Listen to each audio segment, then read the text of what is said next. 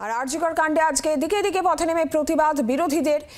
সন্দীপ ঘোষ, অভিজিৎ মণ্ডলের জামিনের বিরোধিতায় আন্দোলনে নামে এসএফআই, এসইউসিআই এবং কংগ্রেস। করুণাময়ী থেকে সিজিও কমপ্লেক্স অভিযান এসইউসিআই এর। অন্যদিকে প্রদেশ কংগ্রেস সভাপতি শুভঙ্কর সরকার, তাঁর নেতৃত্বে নিজাম প্যালেস অভিযান কংগ্রেসের। রীতিমতন ধুমধুমার পরিস্থিতি তৈরি হয় কংগ্রেসের এই কর্মসূচি, এই নিজাম প্যালেস অভিযানকে কেন্দ্র করে। অন্যদিকে কলেজ স্ট্রিট অবরোধ এসএফআই এর, আর এই অবরোধের জেরে বেশ কিছুক্ষণ যান চলাচলও ব্যাহত হয়।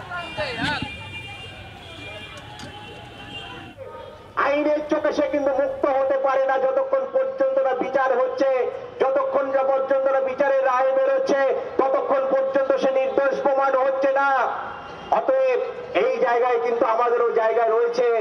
আন্দোলন যদি চালিয়ে যাওয়া যায়, আইনি প্রক্রিয়াকেও যদি আমরা চালিয়ে যেতে পারি, তাহলে একদিন না একদিন এই চার্জশিট পেশ হবে, যেখানে দেখা যাবে সন্দীপ ঘোষ, অভিজিৎ মণ্ডলরা তারা হচ্ছে এই ধরনের হত্যাকাণ্ডের সাথে, নৃশংস কাণ্ডের সাথে তারা জড়িত রয়েছে, তাদের পানিশমেন্ট হতে বাধ্য। স্বাভাবিকভাবে সেই প্রক্রিয়ায় আমাদের এগোতে হবে।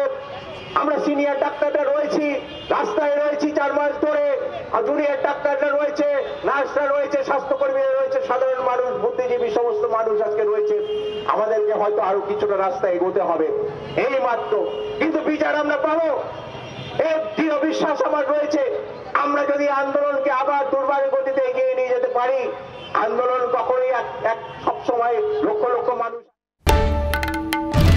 বাংলার আওয়াজ, বাঙালির আবেগ, জি 24 ঘন্টা।